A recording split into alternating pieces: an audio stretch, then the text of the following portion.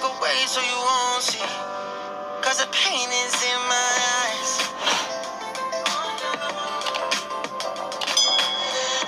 Feels like I could break it any moment and shatter your insides.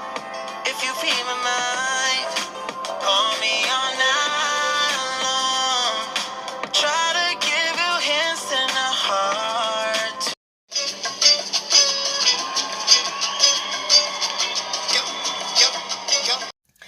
Hello everyone, this is your girl Money Stacks, and we are going to be going over clue packet number 2. I revealed in the last video that I feel like the frog is Little Romeo. Sorry for the spoiler if you have not watched the first video. The link should be in the description, accompanied by the link for clue packet number 3. So please check them out if you would like to do so. Now, let's move on to clue packet number 2, clues that I picked up. And if you picked up any other clues, please drop down in the comments and let me know what you've seen, and then we can go over them as well. We're going to talk about the performances a little later, but right now let's go over what we saw in the clue packet. Again, we see the lightning bolts when, the intro first comes in and they're showing the frog. You have the little lightning bolts around the border of his, little intro video right there. And I told y'all in clue packet number 1 that I do feel like that is a reference to the 2003 appearance in the Static Shock show. Ooh, that was a tongue twister. Y'all don't know how many takes I had to do just to get that right. I love y'all though. Okay, then we have him looking in the mirror. I'm not sure if this is a self-check kind of thing or a spitting image of, his dad or whatever. But my thing is, I'm thinking it is a Michael Jackson reference, because remember My Baby, Little Romeo's first video was a Michael Jackson 5 type situation. So I was thinking Man in the Mirror and Michael Jackson's reference, which brought me back to My Baby. Forgive me if I sound like Ken Chow, like just know it, but I love him. He's by far, I love them all, but he's like my favorite. Ken, you got a friend in me. So let's move on to the typewriter. Now, like I told y'all in the other video, we're going to talk about the clues with Bow Wow, but I want y'all to see why I feel like this is Little Romeo, because I feel like some of the clues outweigh the ones that, kind of match with Bow Wow. But, we'll talk about that later. Now, we have the letters I, C, and S highlighted in red. I was thinking about ICDC College. He owns that. Then I was also thinking about USC. But then you have to think about the new movie, I Got the Hookup Too, where he is a detective. And in one of the scenes, he was literally standing beside the guy with the CSI jacket on. So I don't know, but that's what I got from that. While he's typing on the typewriter, you also see the basketball. Now, basketball reference, if y'all don't know about Little Romeo years ago, owned his own team. He went to USC and, did the college thing until his sophomore year, and then he quit. I feel like it was because he wasn't getting enough playtime, but you know what? That could be a video all in itself. Now, I do want to say this while it's on my mind, because I do freestyle a lot of this stuff. Y'all didn't know, but you do now. Remember DeMar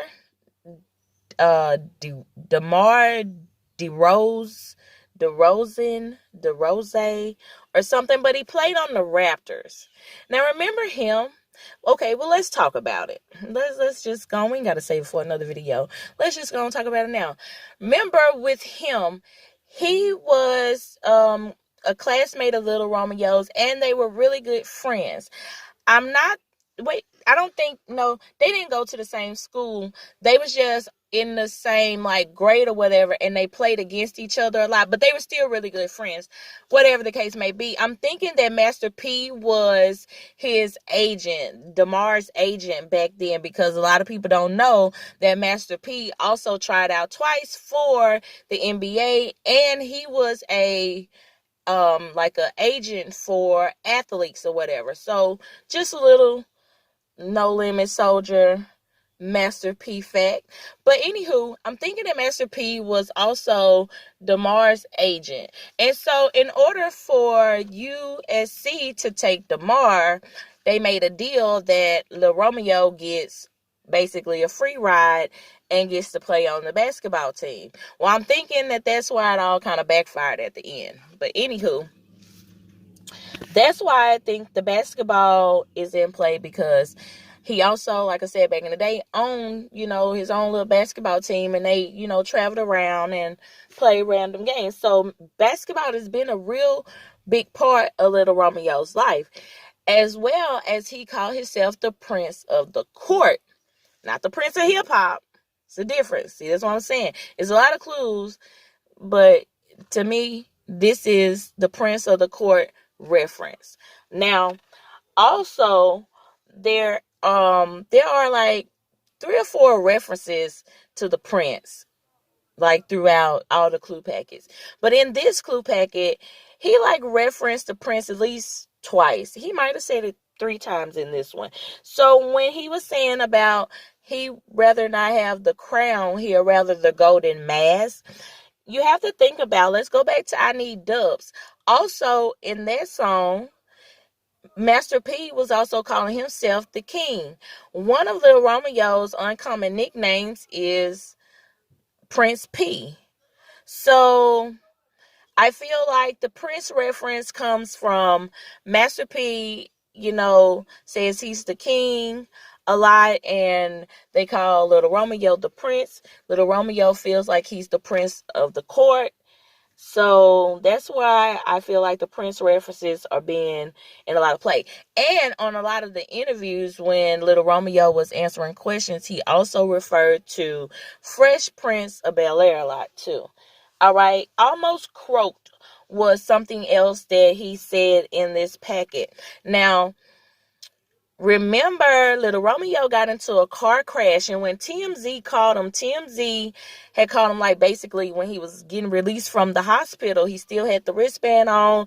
He still had his prescription bottle in his hand, and he was basically saying, he was just getting out of the hospital. He was saying how the crash was a fatal crash, and he managed to walk away with scratches. Basically, praising God because he felt like he shouldn't have been there at the time, Then the one, like, I just, like, was like, yep, this is Lil Romeo. When I saw the Toy Soldiers, are like the No Limit Soldiers. I think he had like an album, Little Soldiers. And then the one laying down had like 2 significant meanings for me, because it was 3 soldiers. Now he had 3 surviving. Well, he has his dad and his 2 uncles.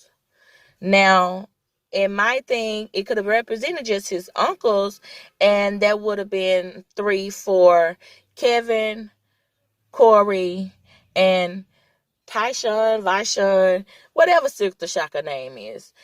It would have represented them, and the one laying down could have been because Kevin is deceased.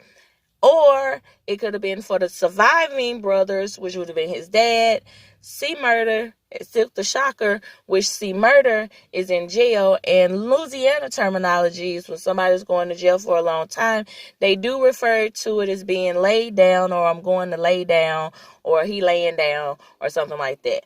So I don't know. My mind just a tinker thinker. That's how I looked at it.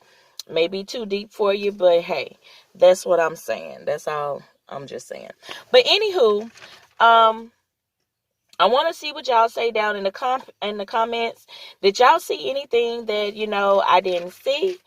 And I want me to look into it, or I might know offhand. I don't know. I'm just saying. Y'all just get down in the comments and let's talk about it. Like, are y'all convinced yet that the frog is Little Romeo or not? Because we still have clue packet number 3. And then I still have some little trinkets on the side. So y'all got at least a good 2-3 more videos of me trying to prove to y'all that this is Little Romeo. It's the little one, but it's not Bow Wow. But this is your girl, Money Stacks. I hope you've enjoyed this video. I hope you got the clues.